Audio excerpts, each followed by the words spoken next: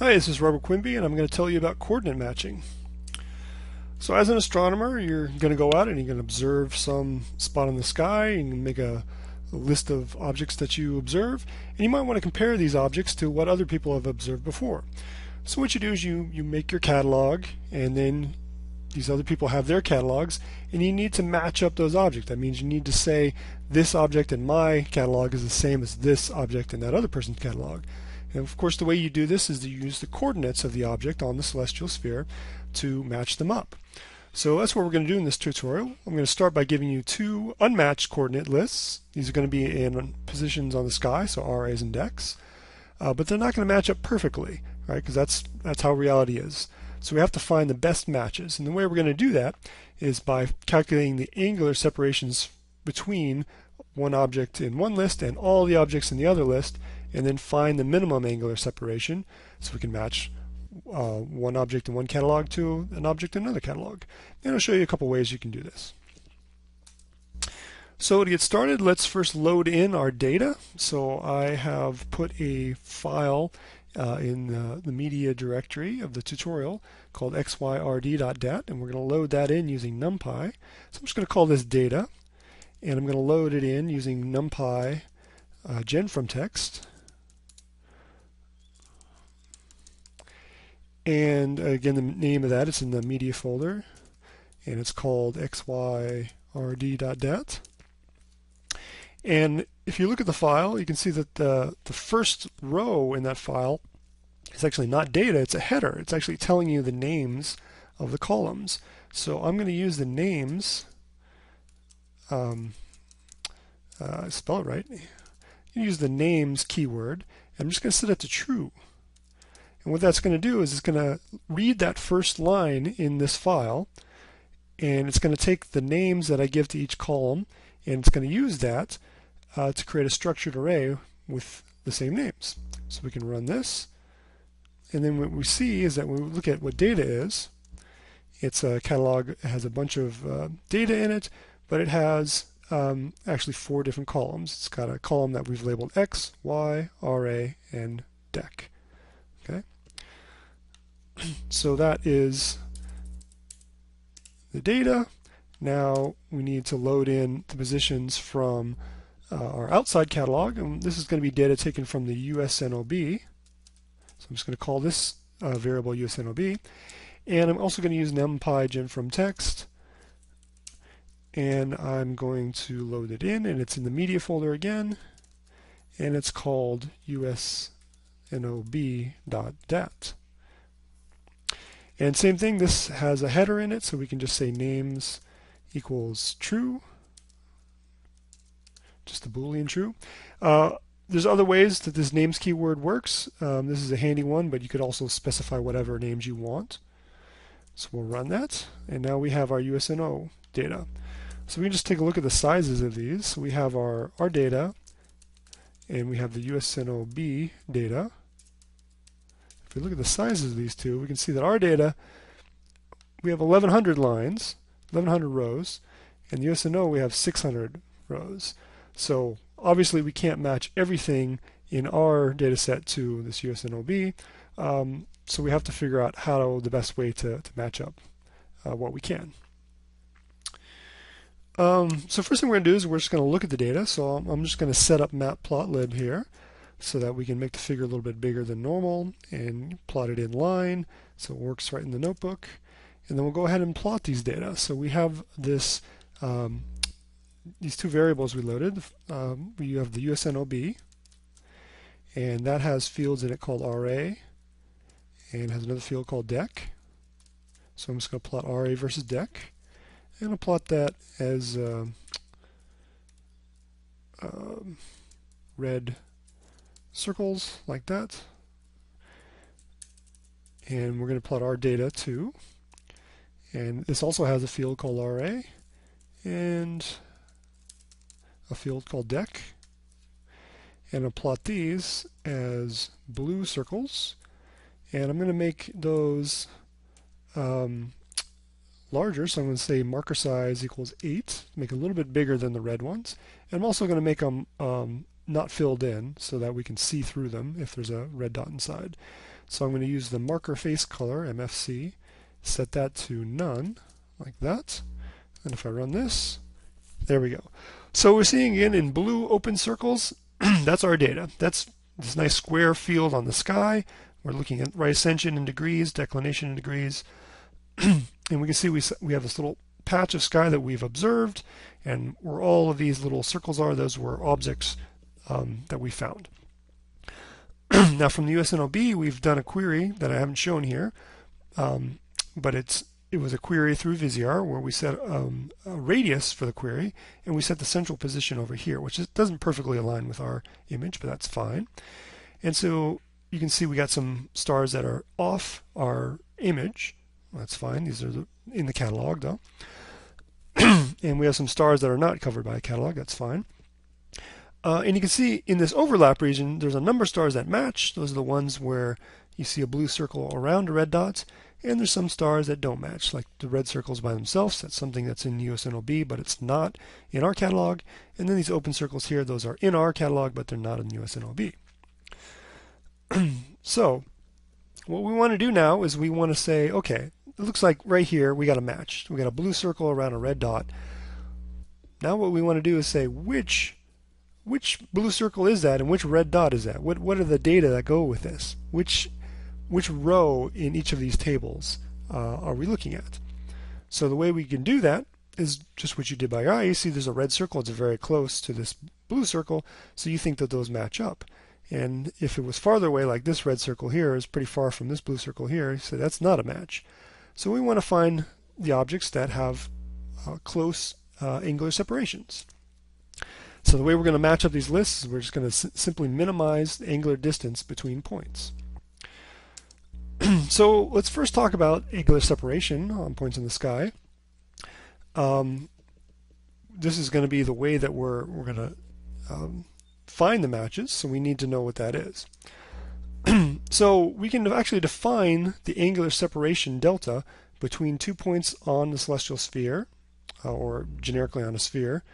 We have the right ascension and declination for the first point on the sky, the right ascension and declination for the second point on the sky, and this formula here, which is huge, actually you got to stretch it all the way off there. This is how you can calculate that distance exactly. So it's not exactly trivial. This is we're doing spherical trigonometry here. We're working on the surface of a sphere. But if you take the cosines of your angles and the sines and the difference of the angles and you square them and add them together and take the square root and then divide it by the sines times the cosines and then take the arctangent of that, that'll give you the angular separation on the sky.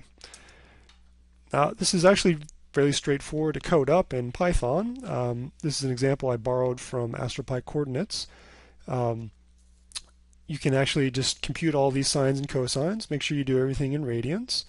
And we're just using latitude and longitude names here because, remember, that's what it is on a celestial sphere. The right ascension is your longitude coordinate and your declination is your latitude coordinate. So this you can just say RA dec for our 2 points on the sphere. And of course you could generalize this if you wanted points on the Earth's surface and you wanted to calculate the angular distance. This would give you an approximation for that because the Earth is almost a sphere. It's not perfectly a sphere. But for the celestial sphere, that's a perfect sphere, so this is the exact solution. And so all we have to do is compute all those sines and cosines. We can compute the denominator directly. For the numerator, we have actually the square root of the sum of squares, and that is, if you remember, the hypotenuse. So we can use, oops, I don't have it here, make sure you add this, hypot, which is going to be the hypotenuse given these two coordinates. So if we just look back at the equation here, so we have this term squared plus this term squared, all square rooted, that's your hypotenuse. So NumPy has a built-in hypotenuse because this is a common thing. So we can run this whole cell here, and now we've defined our function, angular separation. So we can pass it any 2 points on the sky or on our whatever our sphere is, and it'll tell us the angular separation in degrees. So let's do this. Let's say we have one point on the sky that is at a right ascension of 185 and a declination of 0. And we have some other point in the sky which is just going to be offset by 3 arc minutes in each one of those coordinates. Approximately. This is not exactly 3 arc minutes. This is 3 arc minutes, but remember in right ascensions, when you move away from declination 0, there's a cosine term. So this is approximately 3 arc minutes. So if we move on the celestial sphere and we wanted to determine what the distance between these 2 points are, we can use our function angular sep that we just defined, and we can pass it our RA1 and our dec1 and our RA2 and our dec2. And there we go. We can just run this, and that's the angular separation in degrees. We can multiply this by 60, and we'll get the angular separation in arc minutes, which is probably a little bit more handy because we picked an arc minute offset. All right, so there's the exact separation on the sky.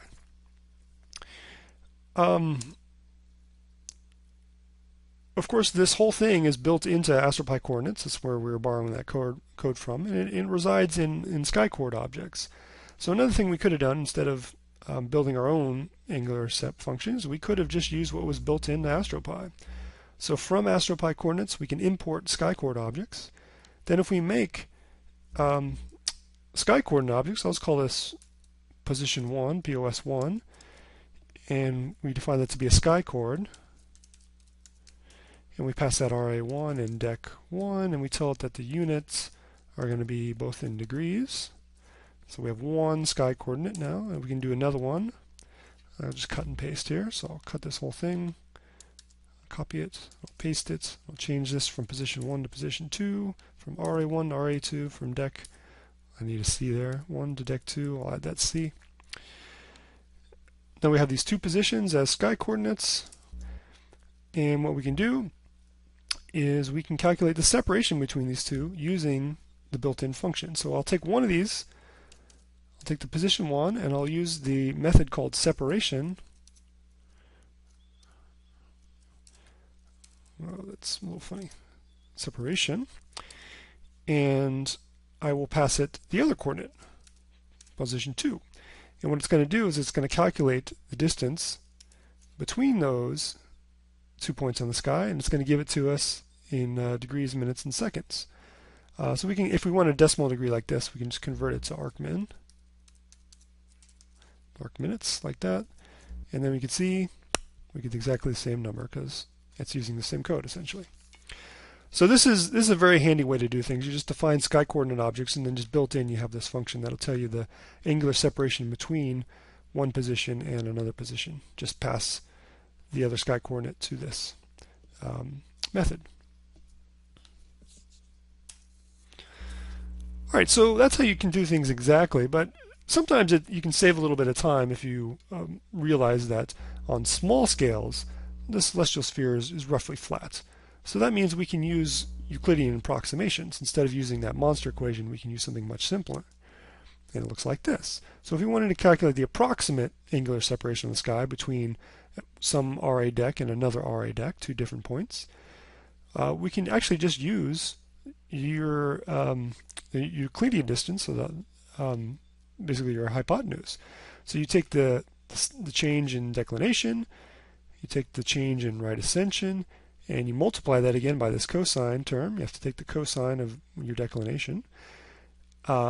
And so then you have your change in declination, your change in right ascension. Both of these are going to be in units of degrees on the sky. If R and dec are in degrees, they will come out in degrees here. It's assuming that these are in degrees, by the way, because you're using this radians function here, which converts degrees to radians. And then we can calculate the hypotenuse of those. I'm just using the square root here. I could have used the hypot method built in, not NumPy directly, but just take the distance squared in RA, distance squared in dec, take the square root of that, and there's your angle separation. So we can try this out. We can do the same thing we did before. We'll have one position on the sky, another position on the sky, and we'll calculate the angular separation using the exact formula and using our approximate formula. If we run this, you see that they are pretty darn close. If we're just moving by 3 arc minutes on the sky, and we're printing out the answer here in arc minutes, we're multiplying by 60 again. So to a high number of digits, we get the same answer. Now, if you're not doing arc minutes, if you start getting larger to say 3 degrees in each one of these coordinates, now you can see that you're starting to build up a little bit more error here.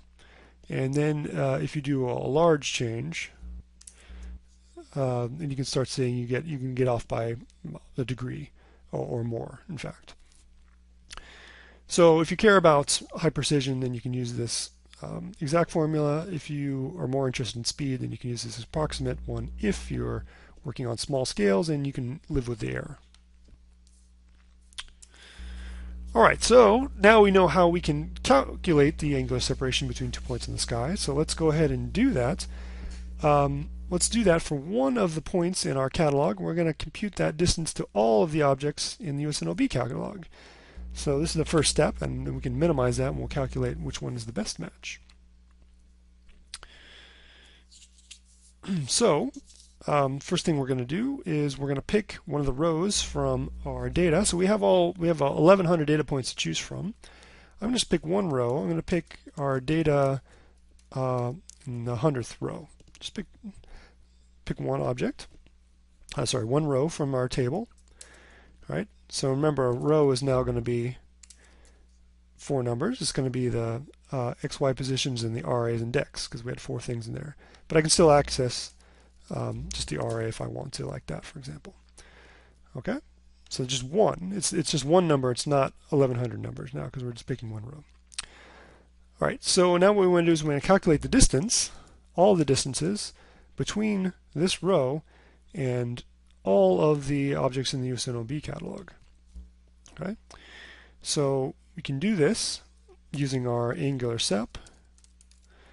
We can use either one that we define. They're both pretty valid for this scale. It's a small image. And we'll take our RA from our row, so row RA, and the row dec. Right, and this is, again, that's just one RA and one dec. And the way we wrote the functions, we wrote them general, so we can just pass it all of the USNOB RAs and decs.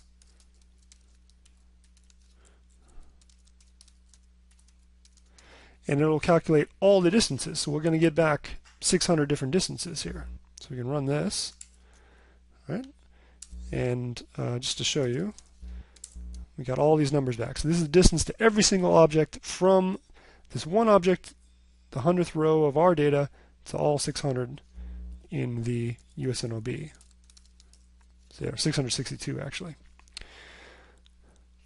All right, so now what we want to do is we want to minimize this distance. So we want to find the object that's closest. So we're going to find the index of the one that's closest. We're just going to have our distances, and we'll just find the minimum. And we'll find the actual value is min. That gives us the value of the minimum. But if we change this to arg min, that gives us the index into that list of 662 rows that has the minimum distance, like that.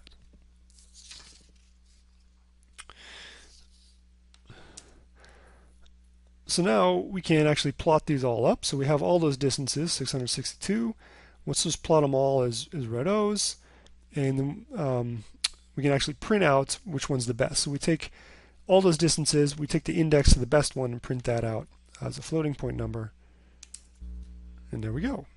So here are basically what we're showing here is this is the index number into the USNOB catalog. This is the first object, second, third, fourth, 100th, 200th, all the way to 662. And this is the separation, the angular separation in degrees. You can see most of these are pretty far away, of course. We have one data point here, which is pretty darn close.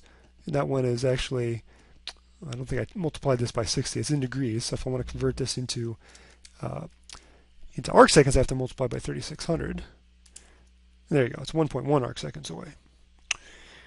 So we can actually just plot a green X maybe on there, on that minimum, the best matching position. So we'll plot the index that matched, and then we'll plot the distance at that index, and we'll plot it as a green X. So it just plots a little X right there. All right. So that was for one object, and what we want to do is we want to do this for every object in our catalog. We have 1,100 objects. They're not all going to be good matches, but we want to find the best match for all 1,100 of those objects. So we're going to do a loop. We're going to do a for loop. For each row in all the data we have, we're going to find the best match. And it's convenient to create a new object called matches to store all these results, because I want to store everything. I want to store the right ascension and declination that we measured. I want to calculate the distance and store that to the best match, the index of the best match in the USNOB, and the USNOB's RA and DEC values. So I'm going to store all 6 of these bits of information for every one of our 1,100 data points. So I create a blank NumPy array using NumPy zeros. I make it the size of our data, so just data.shape. And then I set the D type to this here. This is a list that I've created with a bunch of tuples in it. The tuple gives the name of the column and the data type. I pass that, and then I can initialize matches. I just want to take the RA for all of our data, and the DEC for all of our data, and store that in matches, so I have a copy.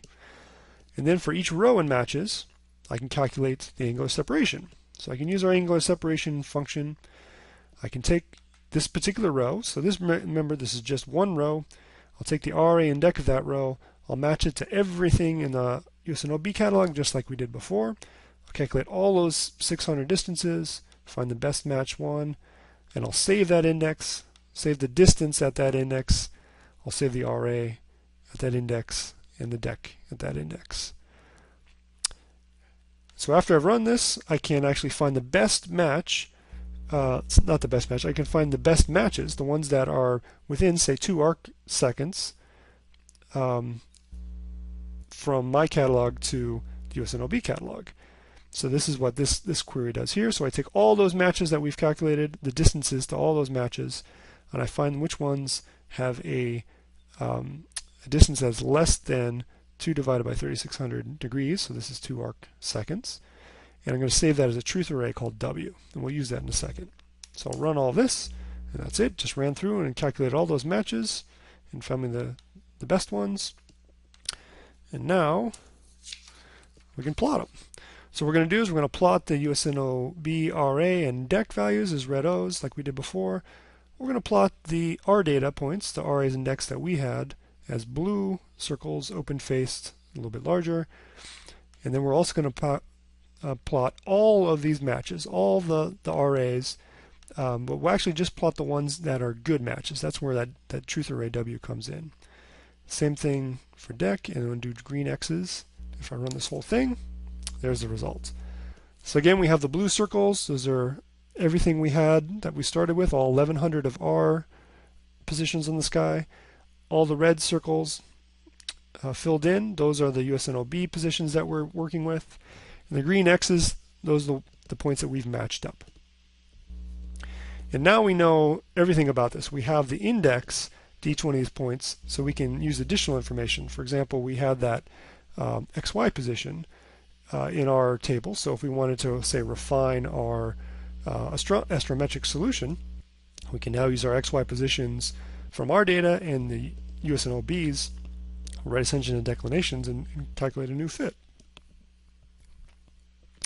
So this is all kind of done by hand just to illustrate the whole process. But of course, a lot of this is built into those magical sky chord objects. So let me show you how to do this whole thing just using sky chords. So the first thing you want to do is you want to make sky chord arrays. So I'm going to create an array, an object called myChords. And this is going to be a sky chord. And I'm going to take all the data RAs, all the data values, and I'm pass the RA and the DEC, and the units, of course, are degrees for both of those. And I'm going to also do the same for the USNOB. So USNOB coordinates, I'm going to make a sky chord object array for those. And I'm going to use the USNOB RA, and the USNOB deck, and those are also in degrees. And then I'm going to match them up. So once I've defined these sky chords, just like I can match one object, I can find the separation using my chord, I can actually do direct matching for all these. So there is, in the my chords, there is a method called match to catalog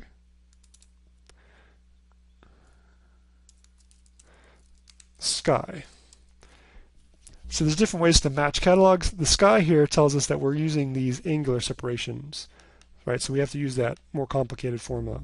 So it's, you can do the exact solutions and not just the Euclidean approximation. So to this function, all I have to do is pass the USNOB chords. I'll put S's on these because I'm saying chords. USNOB chords, like that. And this is going to return three things. It's going to return the indexes for all the objects, the best matching indices. It's going to return the distances, just like we did before. And it's going to return a third distance, which is the 3D distance that we aren't going to work with today. So we can basically ignore that. So now, if we run this, I'll go ahead and run that. When we did the whole matching, we have all these ins and we have all these distances. We can now reorganize this USNOB chords to put it in the same order as this. So I'm going to create a new object. This is going to be called USNOB match. And this is going to be our original USNOB chords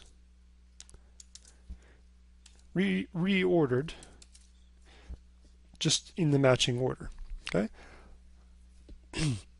Now when we do this, it's going to give us the best matching object in the USNOB catalog. And as we saw before, there's more objects in our catalog than there are in the USNOB.